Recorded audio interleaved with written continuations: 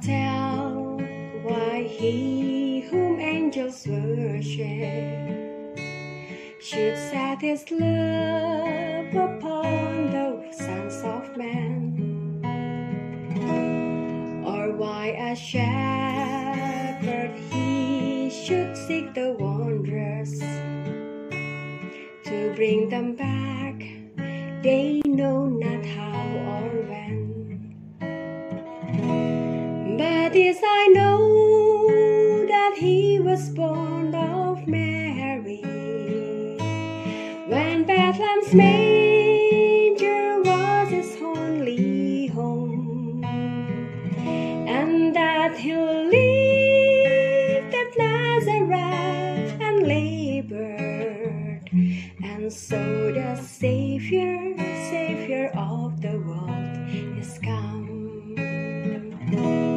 I cannot tell how silently he suffered, as with his peace he graced this place of tears, or how his heart upon the cross was broken, the crown of pain through 33 years. But this I know, he heals the broken-hearted, and stay our sin and calms our lurking fear, and lifts the burden from the heavy laden. For yet the Savior of the world is here. I cannot tell how all the lands shall worship, when at his bidding every storm is stilled. Or who can say how great the jubilation, when all the hearts of men with love are filled. But this I know, the skies will thrill with rapture, and myriad human voices sing, and earth to heaven and heaven to earth will answer. At last the Savior of the world is King. At last the Savior of the world is King.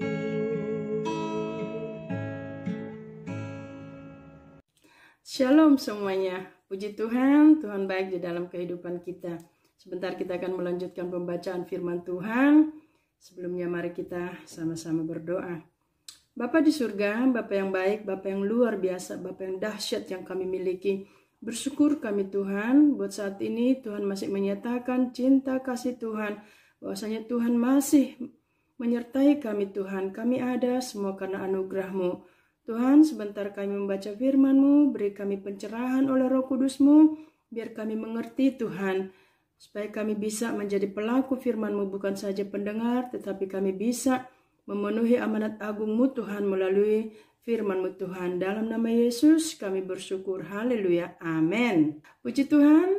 Lanjutan pembacaan firman Tuhan pada malam hari ini, yaitu yang terdapat dalam Kejadian 30 ayat 1 sampai dengan 15. Demikian bunyi firman Tuhan. Ketika dilihat Rahel bahwa ia tidak melahirkan anak bagi Yakub, cemburulah ia kepada kakaknya itu. Lalu ia berkata kepada Yakub, "Berikanlah kepadaku anak, kalau tidak aku akan mati."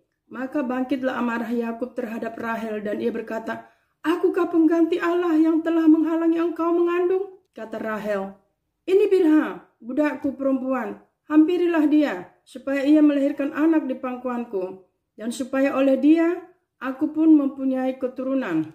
Maka diberikannya Bilha budaknya itu kepada Yakub menjadi istrinya, dan Yakub menghampiri budak itu. Bilha mengandung lalu melahirkan seorang anak laki-laki bagi Yakub. Berkatalah Rahel, Allah telah memberikan keadilan kepadaku. Juga telah didengarkannya permohonanku dan diberikannya kepadaku seorang anak laki-laki. Itulah sebabnya ia menamai anak itu Dan. Mengandung pula lah Bilha, budak perempuan Rahel. Lalu melahirkan anak laki-laki yang kedua bagi Yakub. Berkatalah Rahel, "Aku telah sangat hebat bergulat dengan kakakku, dan aku pun menang." Maka ia menamai anak itu Naftali. Ketika dilihat Lea bahwa ia tidak melahirkan lagi, diambilnyalah Zilpa, budaknya perempuan, dan diberikannya kepada Yakub menjadi istrinya. Dan Zilpa, budak perempuan Lea, melahirkan seorang anak laki-laki bagi Yakub. Berkatalah Lea, "Mujur telah datang." Maka ia menamai anak itu Gad. Dan Zilpa, budak perempuan Lea, melahirkan anak laki-laki yang kedua bagi Yakub. Berkatalah Lea, "Aku ini berbahagia. Tentulah perempuan-perempuan akan menyebut aku berbahagia." Maka ia menamai anak itu Asher. Ketika Ruben pada musim menuai gandum pergi berjalan-jalan, didapatinya di padang buah Dudaim. Lalu dibawanya kepada Lea ibunya. Kata Rahel kepada Lea, "Berilah aku beberapa buah Dudaim yang didapat oleh anakmu itu." Jawab Lea kepadanya, "Apakah belum cukup bagimu mengambil suamiku? Sekarang pula mau mengambil buah Dudaim anakku." Kata Rahel, "Kalau begitu, biarlah ia tidur dengan engkau malam ini sebagai ganti buah Dudaim anakmu itu." Demikian pembacaan firman Tuhan. Dan kalau kita melihat pembacaan ini ya, di mana kakak beradik itu saling cemburu. Seringkali juga terjadi dalam kehidupan kita, kecemburuan terhadap satu sama lain, terhadap kakak beradik, terhadap sesama. Tapi kita lihat di sini bahwa kecemburuan itu sebenarnya tidak menghasilkan apa-apa yang baik. Ya, seringkali seperti Rahel dan Lea ini mau menolong Tuhan, mendikte Tuhan. Padahal kita tahu apapun yang terjadi dalam kehidupan kita ini tidak akan pernah menghalangi, tidak pernah akan menggagalkan rencana Tuhan di dalam kehidupan kita. Kalau kita lihat seperti Rahel, dia tidak mendapatkan anak atau belum mendapatkan anak, dia menolong Tuhan dengan berkata kepada suaminya Yakub, "Udah, hampiri saja budakku supaya aku mendapatkan anak dari dia." Padahal yang disebut anak itu maksudnya yang Tuhan mau itu dia malah mengandung sendiri, begitu ya. Tapi dia kira dia bisa menolong Tuhan dengan memberikan budaknya. Tapi kita lihat ya, rencana Tuhan itu tidak ada satupun yang menggagalkannya. Apapun yang terjadi dalam sela-sela kehidupan kita ini, dalam perjalanan kehidupan kita ini, kalau kita lagi memandang lagi kembali tahun-tahun di belakang kita, rencana Tuhan tidak pernah bisa digagalkan dalam hidup kita. Mungkin kita menghadapi penyakit, kesulitan apapun, permasalahan, problema, mungkin soal keuangan, mungkin soal kesehatan, mungkin dalam relasi kita, anak-anak kita, dalam pekerjaan. Tapi ingat saudaraku, rencana Tuhan itu tetap terjadi, tetap terlaksana. Seperti Yesus sendiri berkata, "Bukan kehendakku, melainkan kehendakmu lah yang jadi." Kalau kita lihat perbuatan kakak beradik ini dengan cemburu, dengan bagaimana mereka cemburu berat, rasa bersaing. Tapi lihat rencana Bapa untuk melahirkan juru selamat itu ya, untuk memberikan Yesus buat dunia ini, buat saudara dan saya, tidak akan pernah tergagalkan. Hari-hari ini kita sedang merayakan kelahiran Tuhan Yesus yang datang ke bumi ini buat saudara dan saya, supaya kita berjalan dalam terangnya, biar kita menjadi pewujud pelaksana apa yang Tuhan kehendaki di dalam kehidupan kita. Dan kita mau berkata, "Kehendakmu jadilah dalam hidupku, rencanamu lah yang terjadi dalam kehidupanku." Demikian pembacaan firman Tuhan untuk hari ini.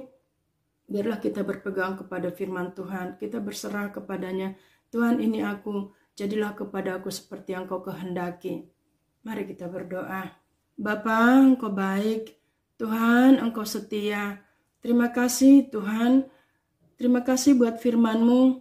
Benar Bapa, apapun yang terjadi dalam sela-sela kehidupan kami ini Tuhan, di dalam perjalanan hidup kami ini Tuhan, gelombang apapun yang terjadi, masalah apapun yang terjadi Tuhan, itu tidak akan menghalangi, tidak akan menggagalkan rencana Tuhan di dalam kehidupan kami. Terima kasih Bapa, Engkau punya rencana yang indah, masa depan yang penuh harapan buat setiap kami Tuhan. Kami mau berpegang akan janji dan firman-Mu, sebab firman-Mu adalah Engkau sendiri. Terima kasih buat Yesus yang datang, yang lahir ke bumi yang gelap ini Tuhan. Terima kasih buat Yesus yang mau lahir dan tinggal bertahta di dalam kehidupan kami. Terima kasih Bapa, biarlah Engkau Immanuel terus bersama dengan kami. Memberkati anak-anak-Mu yang mendengarkan penyampaian firman Tuhan ini. Biarlah kami Tuhan menjadi berkat dan kami diberkati dan nama Tuhan dipermuliakan. Selama ada waktu kami mau Tuhan menjadi berkat buat yang lain. Dalam nama Yesus kami berdoa. Haleluya. Amin. Shalom saudara semuanya, puji Tuhan, selamat Natal dan selamat menyongsong tahun baru. Immanuel, Tuhan beserta kita. Amin. Firman-Mu, pelita bagi kakiku, terang bagi jalan.